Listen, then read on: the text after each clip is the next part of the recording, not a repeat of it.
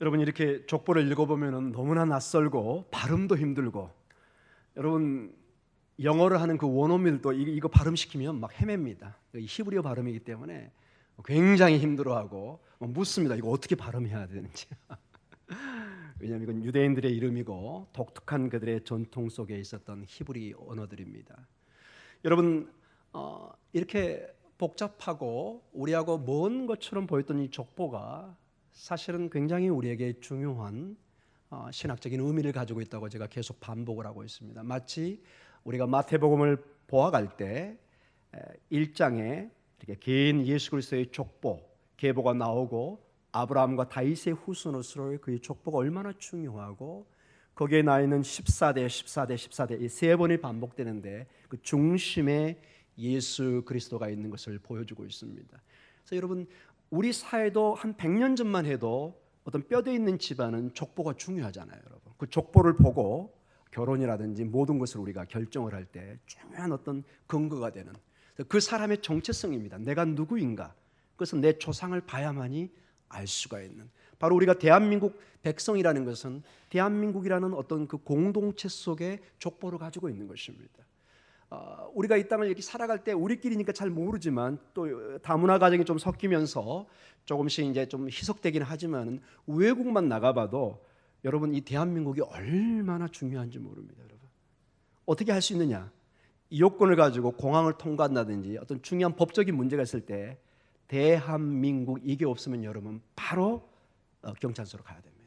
바로 불법 이민자라든지 불법으로 그 나라를 들어간 사람처럼 됩니다. 제가 1991년에 유학을 갔었는데 그때도 아직 한국이 잘 싸긴 했지만 그래서 항상 첫째 묻는 게 너 일본 사람이냐? 아닌데요. 그 다음에 너 그러면 차이나냐? 아닌데요. 그러면 겨우 나오는 게 그럼 너 한국 사람이냐? 굉장히 자존심 상하죠. 그건 어쩔 수가 없는 상황이었습니다. 그리고 어떤 학생 비자가 이제 끝나가면서 새로 비자를 발급받으려고 하고 연장을 하려고 그럴 때 굉장히 어떨 때 모독감을 느낄 때가 있습니다. 예를 들어서 일본 학생 딱 쳐다보고 일본 거의 도장이 바로 찍힙니다. 탕탕. 근데 코리아 왜 이렇게 공부가 늦어지죠? 왜 이렇게 시간이 걸리죠? 막 묻는 거예요. 이제 불법으로 뭐 하고 있는 건지. 91년대에도 벌써 상당히 우리가 발전한 상황인데도 이 국가의 힘이라는 것이 얼마나 중요한지 모릅니다. 그 집안 이것이 우리 전체의 삶에 지배하고 있는 모습을 보여주고 있는 것입니다. 이것은 여러분 2000년 전, 3000년 전에는 훨씬 더 중요한 의미를 가지고 있었습니다. 어떤 사람을 소개하거나 어떤 중요한 사람을 이렇게 부각시킬 때 그 사람의 뿌리를 대지 않으면 믿질 않았습니다. 특별히 유대 전통에서는 더구나 그랬습니다. 그래서 가끔 보면은 여러분 사도 바울이 고난을 받고 힘든 일이 있을 때 사람들이 그 권위를 도전할 때 뭐라고 그러죠? 나는 유대인 중에 유대인이요 바리새파 중에 사두개인 중에 사두개인이고. 그 얘기하는 근거가 뭐죠? 난 뼈대 있는 사람이라 이거예요. 나는 근거가 있는 사람이다. 나를 무시하지 말라. 정확하게 자기 족보에 호소하는 것을 볼 수가 있습니다. 그리고 제가 계속해서 말씀을 드렸던 것처럼 이 족보는 어떤 빵빠레와 같이 어떤 중요한 소식을 알리는 그런 기능을 했고, 족보를 봤을 때 여기에 중요한 어떤 하나님의 뜻이 있겠구나, 이것을 다 짐작을 했다는 것입니다. 특별히 이 역대기는 가장 성경에서 어려울 정도로 1장부터 9장까지 아주 기나긴 족보를 가지고 있고, 오늘 우리가 읽었던 것처럼 에단과 헤만과 갈골과 다란이 뭐 전혀 들어보지도 못한 이름이 이렇게 나오고 있습니다. 마치 우리의 이름이 외국 사람들이 읽을 때 전혀 의미를 못 느낍니다. 제 친구가 이렇게 이문범 지금 교수님이신데 이렇게 이게 동영상으로 나가서 어떨지 모르는데 이분 이름을 발음을 못해요. 항상 이래요. 리문뱀 이런 식으로 범을 뱀으로 발음을 못해요. 그 정도로 외국인은 우리의 발음을 어려워합니다. 그러나 우리 입장에서는 그 이름 하나하나가 굉장히 중요하죠. 특별히 오늘 이 족보를 보면은 제가 이제 특별히 2장부터 3절과 8절까지 봤는데 첫째 출발이 유다의 아들은 이런 식으로 나옵니다. 누구의 아들이요? 유다의 아들은. 지금부터 장을 쭉 아담과 그 첫 인류의 조상인 아담으로부터 시작된 그 족보가 갑자기 2장으로 오면서 초점이 유다, 야곱의 아들인 유다로 이렇게 초점이 맞춰집니다. 왜 그럴까요, 여러분? 여러분, 이스라엘이라는 이름은 야곱에서 비롯됐습니다. 맞습니까? 야복 강가에서 천사와 씨름할 때 하나님의 축복을 받고 이젠 더 이상 야곱으로 부르지 말고 이스라엘이라 이렇게 부르라 이렇게 합니다. 그래서 야곱은 이스라엘이 되고 거기에 난 자녀들이 12지파 하나의 민족을 형성하게 됩니다. 이 12지파가 정확하게 여러분 예수님 당시에 하나님께서 하나님 나라를 세우실 때 정확하게 몇 제자를 세우죠? 12제자를 세웁니다. 이것은 그대로 이스라엘의 그 족보를 받아들인 것입니다. 그래서 하나님 나라의 이스라엘 민족의 공통적으로 12지파를 세워서 이스라엘의 12지파를 상징적으로 보여준 것입니다. 근데 여러분 여기 보면은 여러분 중요한 것이 이 12지파 12명의 아들들이 있는데 이 유다는 그 순서가 몇 번째죠? 네 번째입니다. 여러분도 알고 저도 알고 모든 고대 세계는 항상 누구 중심이죠? 장자 중심입니다. 장자. 이 장자의 이 순서를 바꿔버리면 어떤 뭐 왕권이라면 어떤 구테타라든지 어떤 심각한 반란을 일으키지 않는다든지 아니면은 특별히 그 아버지 왕이 지목을 한다든지 세종대왕 네가 해라 이런 식으로 한다든지 아니면 뭐 이방원 같은 경우도 굉장히 심한 어떤 칼비움을 통해서 자기가 왕이 됐잖아요. 쉽지 않습니다. 장자가 왕이 되거나 그 권위를 인정받지 않게 될 때는 그만한 이유가 따라야 되는 이스라엘의 이 족보에도 정확하게 장자 중심입니다. 루벤이 당연히 첫 번째 족보에 나와야 되죠. 그게 우리가 기대하는 순서인데 유다가 나옵니다. 여러분. 이것은 여러분 창세기를 통해서 봐도 되고 출애굽기와 모든 그 족보를 보면 하나님께서 놀랍게도 우리는 알지 못하지만 하나님의 일방적인 사랑과 선택을 통해서 네 번째 아들인 유다가 하나님의 구속 사역의 핵심 인물로 선택되는 걸 볼 수가 있습니다. 바로 유다의 후손을 통해서 누가 나죠? 다윗이 나고 그 다윗의 자손인 예수 그리스도를 통해서 하나님의 구속의 역사를 해갑니다. 제가 이제 곧 설명을 하겠지만 하나님의 역사는 이렇게 선택의 역사입니다. 여러분 봐보세요. 여러분 가족들 여기 지금 이게 앉아 있는 게 여러분 이렇게 쉽게 생각하지만은 정말 기적입니다. 예수님을 믿는다는 건 정말로 쉽지 않습니다. 저희 가족도 마찬가지고 먼 친척이나 대부분 저희 가족도 믿지만은 믿지 않는 가족이 많습니다. 아무리 내가 피를 나눈 내 오빠고 동생이고 언니고 동생이고 부모님이고 그러지만은 이 종교만큼은 함부로 할 수가 없습니다.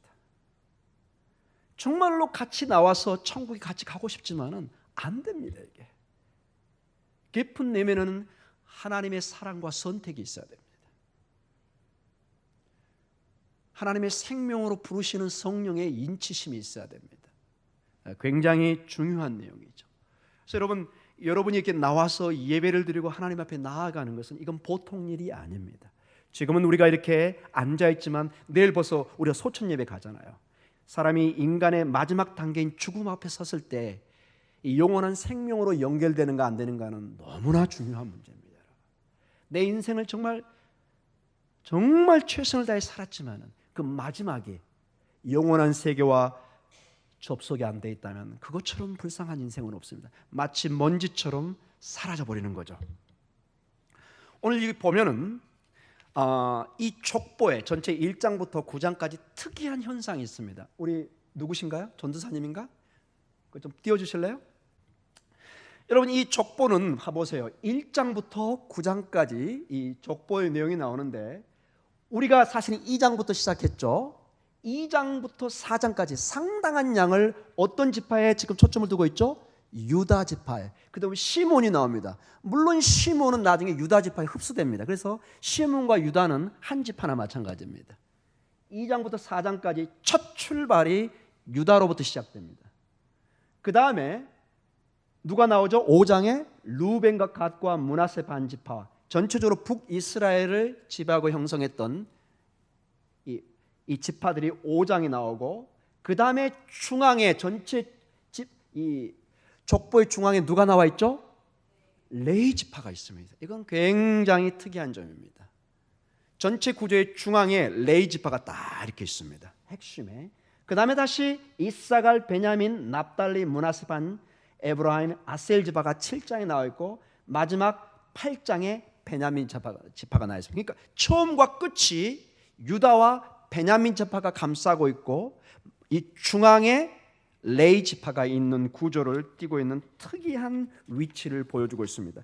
이걸 보면은 이 역대기 저자가 무엇을 중심으로 썼는가를 알 수가 있습니다.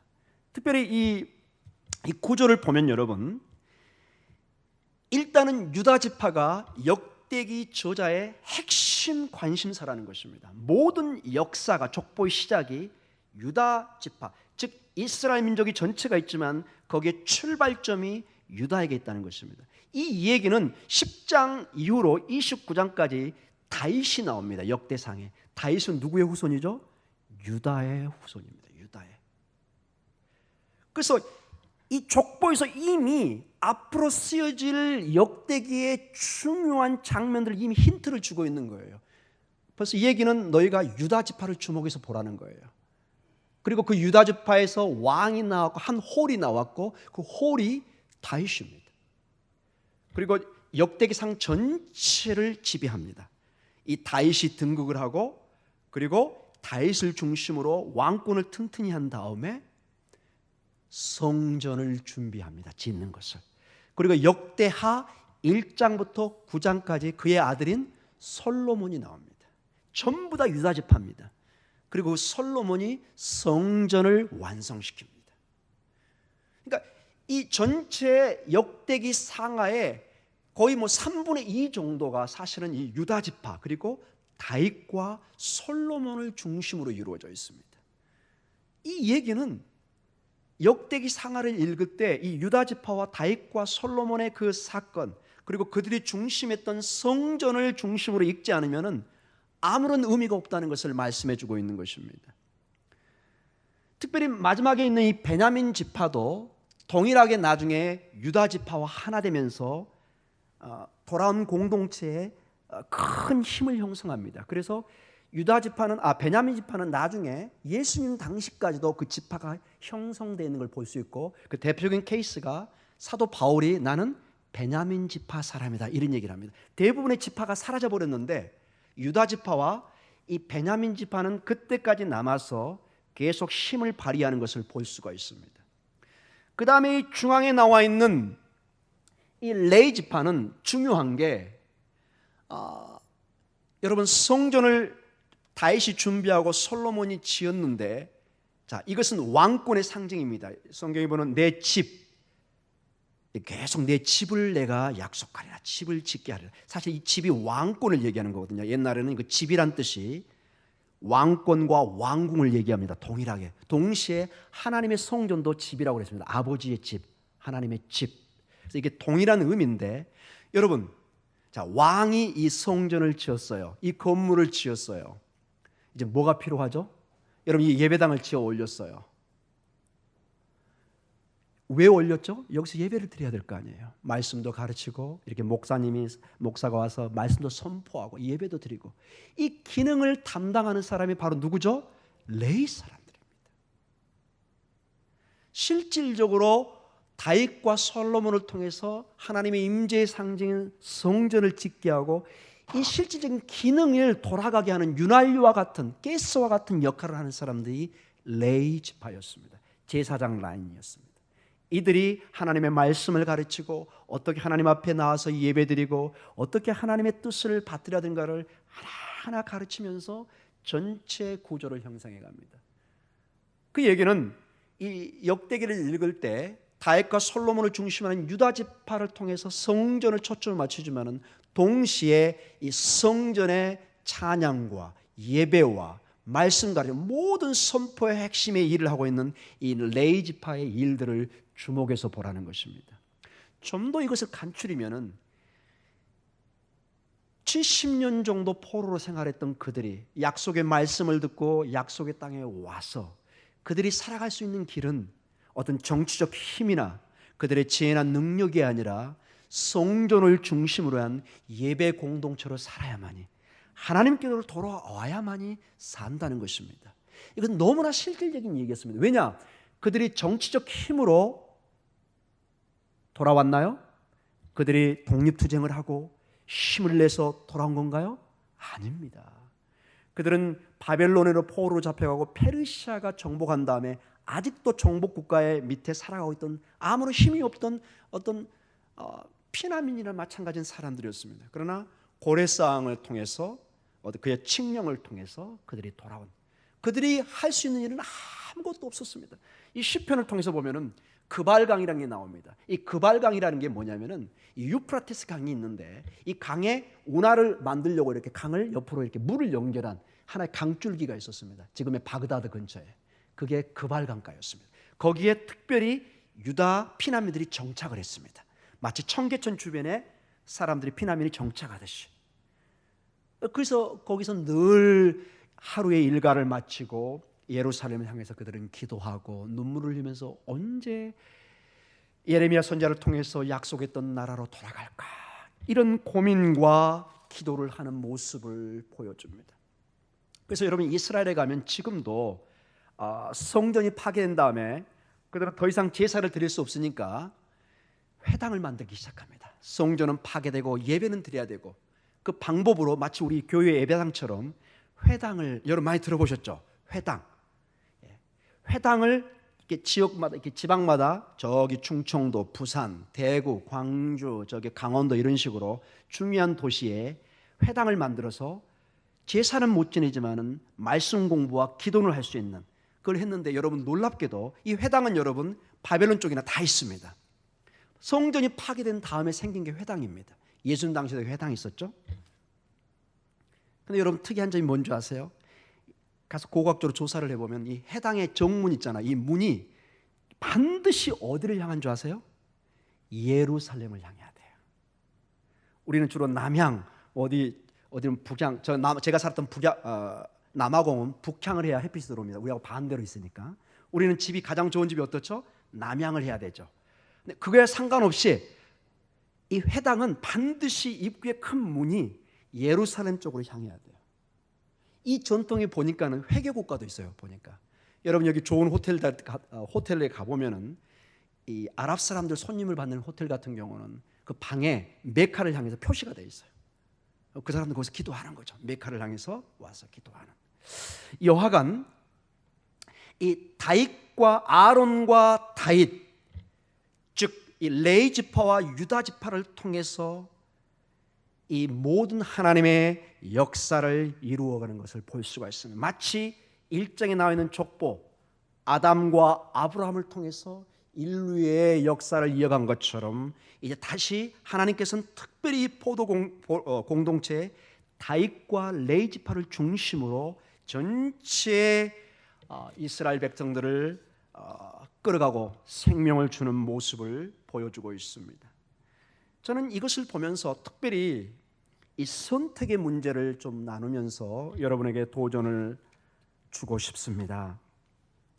여러분, 하나님의 이 역사는 인류 전체를 통해서도 역사하지만 특별히 어떤 특정한 사람과 공동체를 통해서 자기의 구속사를 이룹니다.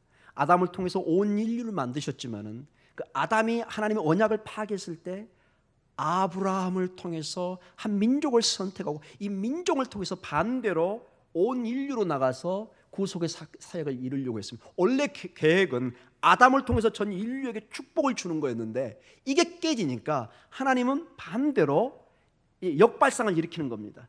한 민족, 아브라함, 이스라엘 통해서 온 민족으로 나가게 하는, 이것이 이제 신약에 와서 우리에게 중요한 교훈을 주는 거죠. 여러분, 왜 이스라엘이 선택되었을까요? 따라 해볼까요? 바하르. 좀 발음이 어렵습니다. 이 히브리 말에는 이 가르친 발음이 맞습니다. 이게 안나흐누 이런 식으로 해가지고 처음에 히브리어 배울 때 그게 좀 어렵습니다. 바하르, 선택이라는 단어를 씁니다. 선택. 그 다음에 중요한 게 하나님께서는 특별히 장자를 선택하십니다. 장자. 따라 해볼까요? 베코르. 베코르. 이거를 제가 이제 성경 근거를 대면서 얘기하도록 하겠습니다. 여러분 출애굽기 4장 22절에 우리가 이제 출애굽기를 파악할 때 이것을 다시 한번 보려고 합니다. 22절에 이런 말씀이 있습니다. 모세와 아론을 통해서 주는 말씀이 너는 바로에게 이르기를 여호와의 말씀에 이스라엘은 내 아들 내 장자라 이런 얘기를 합니다. 말해라. 이스라엘은 너희가 터치할 수 없는 내 아들 내 장자다. 나의 베코르란 단어를 씁니다. 그건 특별히 지명하는 것입니다. 특별히 손대지 말라는 겁니다. 이걸 손대니까 결국 어떤 장자를 데려가 버리죠? 출애굽 과정에 마지막에 바로가 마지막 손들었던 징벌이 뭐였죠? 장자를 데려가 버려요. 모든 짐승이고 인생의 장자를 데려가 버립니다. 그게 마지막 사인이었습니다. 이제 더하면은 이집트 전 민족을 다 생명을 거둬가겠다는 그 사인이죠. 마지막 경고죠.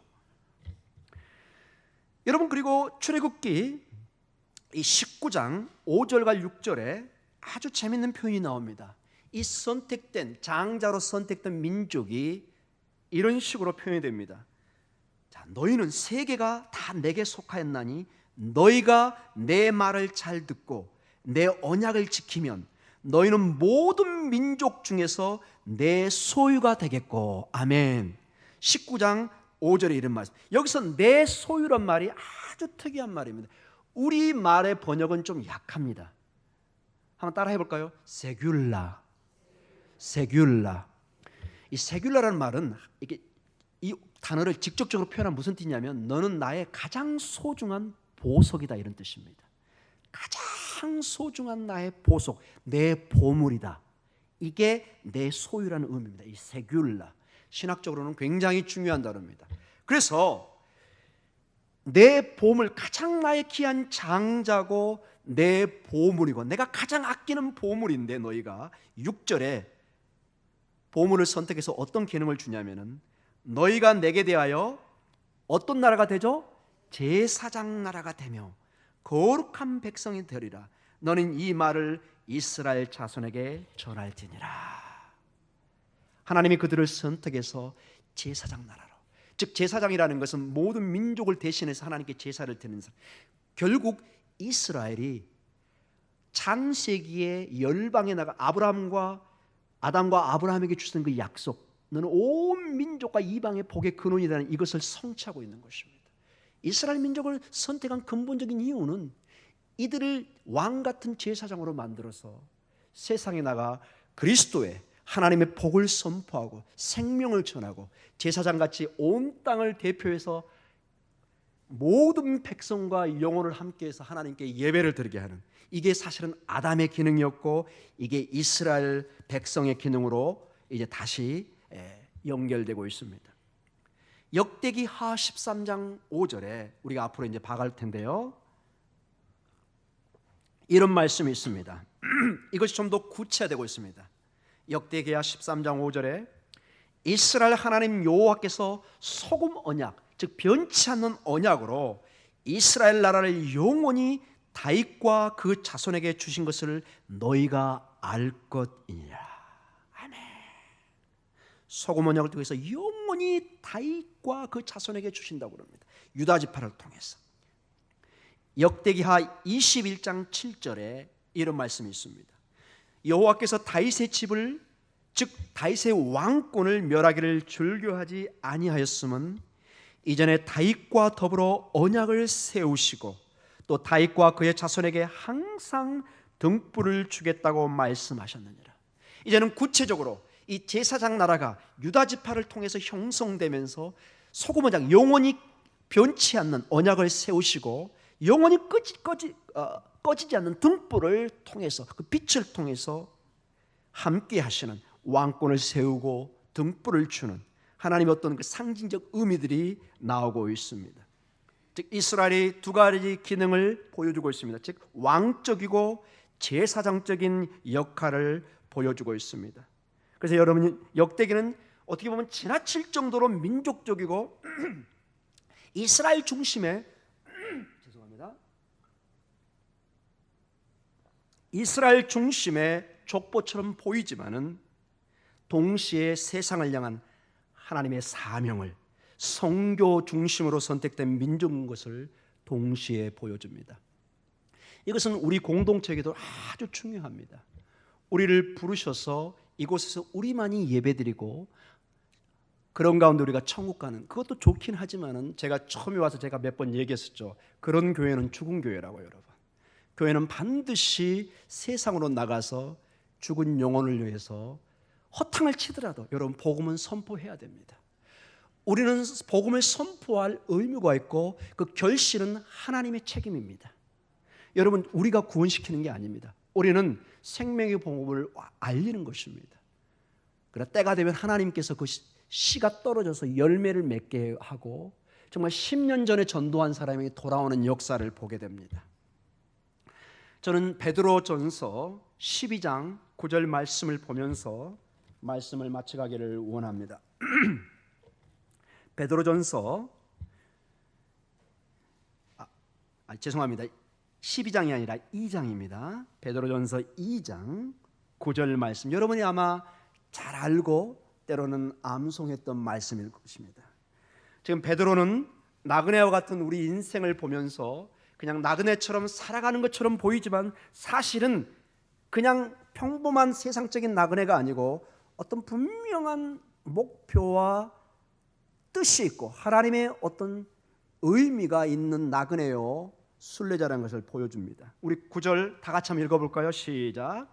그러나 너희는 택하신 족속이요 왕 같은 제사장들이요 거룩한 나라요 그의 소유가 된 백성이니 이는 너희들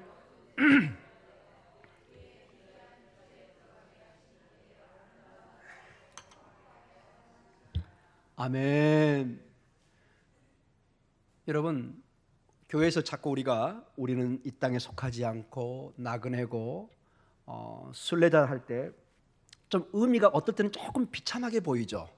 나그네, 광야의 삶, 순례자, 모든 걸 탁탁탁 털어버리고 그 철로 역정처럼 보따리 하나 메고 어떤 늘 가야 되는 어떤 초라한 모습, 그것도 있지만은 사실은 성경의 어떤 면에서는 굉장히 다른 면을 보여줍니다. 여러분이 어떤 분이라고요? 왕과 제사장이라는 것입니다. 아멘. 정말로 여러분 세상에 한번 봐보세요. 갖춘 사람은 정말 제가 깜짝 놀란 게 외국 유학 중에 제가 이제 저희는 가난한 유학생이었지만은 집사람과 저희는 가난했지만은 또 하나님 은혜로 굉장히 정말 영화에 나오는 그런 마을에서 한번 산 적이 있습니다. 한국에는 도저히 상상할 수 없는, 정말 집에 비행기가 있고 어떤 집은 집에 막 엘리베이터가 왔다 갔다 하고 그 정원으로 들어가려면 5분 정도 차 타고 들어가야 되고, 여러분 그런 집 한번 가보셨나요? 좀 처음에 부러울 듯 했습니다. 그러긴 했는데 아예 저는 포기했죠. 이런 데는 못 사니까. 여러분 근데 놀라운 게 여러분 이분들이 산책을 하거든요. 개 한 마리 뭐 두 마리 데리고 하는데 너무 허술해요. 막 이게 빛과 번쩍하고 막 이렇게 막 굉장히 헐리우드 스타처럼 지나가야 될 것 같은데 뭐 너무 그냥 허술한 거예요. 나중에 들어가는 집 보니까는 너무 어마어마한 집에 들어가는 거. 저는 저분이 일하는 사람인가 저기. 근데 그 주인이에요, 그분이. 또 우리 도서관에서 그 대학 도서관에서 막 그 나이 드신 분이 막 뭐 이게 사서 하고 막 일하고 그래서 난 굉장히 생활이 어려워서 와서 일하는 줄 알았어요. 여러분 나중에 제가 그 집을 갔는데 얼마나 놀랐는지 아세요? 집이 그 으리으리한 2, 3층의 집에 심심해가지고 학생들 좀 도와주고 싶어서 와서 일하고 있었던 거예요. 여러분 그분들은 내놓을 게 이미 갖춰버렸기 때문에 굳이 막 본인을 뭐 내놓고 안 해도 되는 거예요. 여러분 마찬가지입니다. 여러분 우리가 왕 같은 제사장으로 이미 이렇게 확신을 그러면은 여러분 굉장히 여유 있게 살 수 있습니다. 여러분 뭐 화장 이런 거 하라 하지 말라 그런 뜻이 아니라 어떨 때 보면 좀 지나치게 부담을 주는 그런, 우리 교회는 없는데 저기 어떨 때 보면 가끔 있어요. 좀 지나치게 자기 학식을 자랑한다든지 지나치게 보면은 별로 공부를 많이 안 하신 분이에요. 또 어떤 막 지나치게 할 때 보면은 집이 그렇게 생각해 볼 때보다 그런 게 아닌 좀 죄송합니다. 이런 표현은 좀 허세를 부리는, 우리는 그럴 필요가 없습니다, 여러분. 그냥 평범하게 내놓고 살면 되는 것입니다. 제가 늘 얘기했지만은 여러분, 평범 속에 진리가 있고 하나님이 우리를 어떻게 보느냐가 가장 중요합니다. 여러분 정말로 여러분 오랫동안 깊이 사귀어 보십시오. 사람들.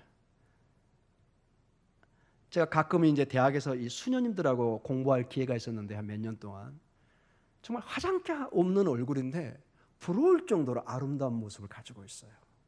그 영적인 힘에서 나오는 그 고귀한 모습. 늘 똑같은 옷을 입고 나오는데 그게 그렇게 깨끗해 보이고 좋아 보여요. 갑자기 제가 막 카톨릭 옹호하는 같은 표현인데 그건 아니고요. 여러분, 우리가 얼마든지 세상에 허세 부리지 않고 정말 단아하고 아름다운 인생을 살 수 있습니다. 여러분은 제사장이요 왕입니다. 세상이 뭘 하게도 우리는 당당하게 이 땅을 살아가는 순례자입니다. 그리고 그날이 왔을 때 정말로 하나님이 우리를 금면류관으로 씌워줄 것입니다. 그분이 우리를 거룩하게 정말로 찬란한 아름다움으로 만들어 주실 것입니다. 이게 계시록의 모습입니다. 사랑하는 성도 여러분, 이 역대기를 통해서 우리가 계속 말씀을 배워가지만은 단순히 이스라엘의 역사가 아니라 이것은 우리에게 직접적인 하나님의 깊은 도전이고 설교라는 것을 잊지 말아 주십시오. 이스라엘 백성을 선택해서 그것이 단순히 이스라엘 백성으로 끝나는 것이 아니라 그 안에서 예수 그리스도라는 생명을 낳게 하고 그 생명은 온 우주의 생명으로 다시 떠오르기 시작합니다.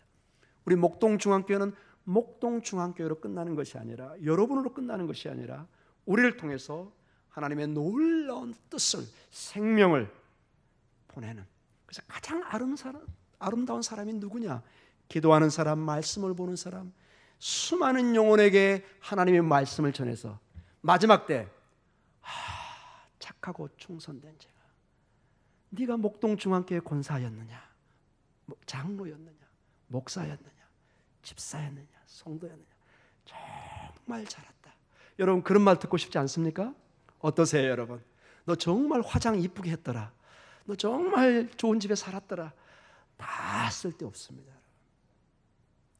정말로 쓸데없습니다. 여러분, 제가 여기 오기 전에 터키를 한번 갔다 왔습니다. 거기 박물관에 갔더니 세계에서 7번째 큰 다이아몬드가 있는데 정말 이 말이에요. 이렇게 그게 왕들이 술탄이 썼던 막 다이아몬드 옷들이 막 쫙 있어요. 근데 봤더니 왕이 없어요. 정말 500년 도읍지를 필마로 돌아보는데 인걸이 없어요. 아무도 없어요. 무슨 의미가 있습니까, 여러분? 우리 인생은 그렇게 있다 가야 되는데 우리 인생의 의미는 오직 하나님과 연결될 때만이 의미가 있습니다. 제가 최근에 우리 장로님 그 서예전 거기 갔다 왔습니다. 제가 물었어요. 장로님, 보니까는 서예 그러면 저는 한문을 많이 기대했는데 한글로만 써 있는 거예요. 그래서 장로님 왜 한문은 많이 안 보입니까? 그랬더니 딱 이런 말씀을 하시는 거예요. 이거 다 성경 말씀이잖아요. 다 시편 하나님의 말씀을 쫙 너무나 감동적이었어요. 어차피 붓글씨를 쓰는데 하나님의 말씀을 쓰면서 거기에는 목사님도 계시고 교회 직분자들도 있으시고 너무 감사했습니다. 사랑하는 성도 여러분, 주님 안에서 인생의 의미를 찾으시고 마지막 때 정말 주님이 인정하는 칭찬받는 여러분이 되시기를, 제가 되기를 간절히 기도합니다.